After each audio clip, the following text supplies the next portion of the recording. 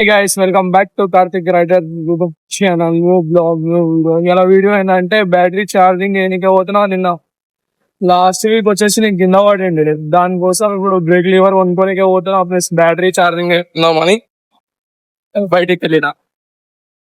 Morning లేచి early morning ఇదే work చేసి అంటే పని చేసుకుందాం కదా, ఇలా సండే కదా, అట్లనే ప్రాక్టీస్ కి పోవాలి అన్నట్టు ఇప్పుడు లేచి బ్రేక్ లీవర్ ప్లస్ ఇది తెస్తున్నామని పోతున్నా. ఇప్పుడే బ్యాటరీ ఇచ్చిన అనమాట, 50% అంటుండ ఆ బ్యాటరీ ఛార్జ్ కానీకి. ఇక చెప్పిండు, దాని తర్వాత ఫిక్స్ చేసి వచ్చిన. ఇక ఏం చేస్తాం, ఛార్జ్ అయితే చేసుకోవాలి కదా మ్యాక్సిమం.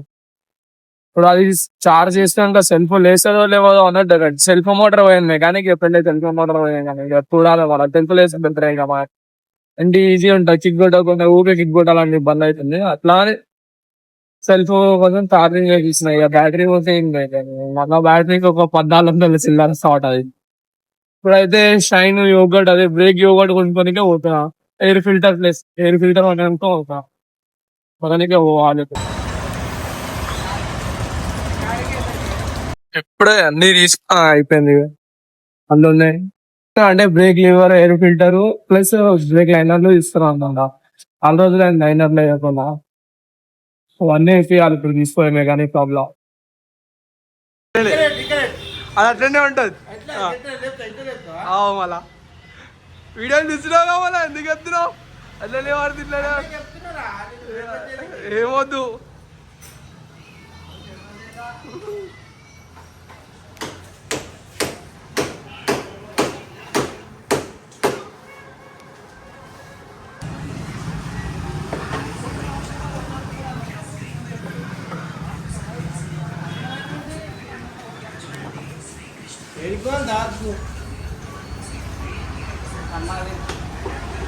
బ్యాటరీ బి ఛార్జ్ అయింది, తెచ్చేసుకున్నా బ్యాటరీ. ఇప్పుడు ఇన్స్టాల్ చేస్తా, వ్యాన్ లో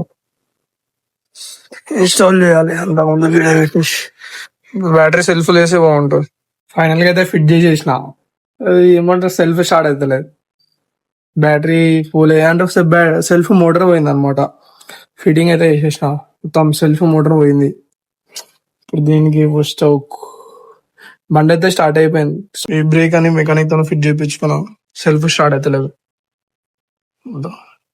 తీసుకుంటే అసలు సెల్ఫ్ కిక్ స్టార్ట్ అయితే అయిపోయింది. ఇవన్నీ ఇప్పించేసుకున్నా, ఇవి రెడీ పోవాలి, ప్రాక్టీస్ స్పాట్ కి పోవాలి.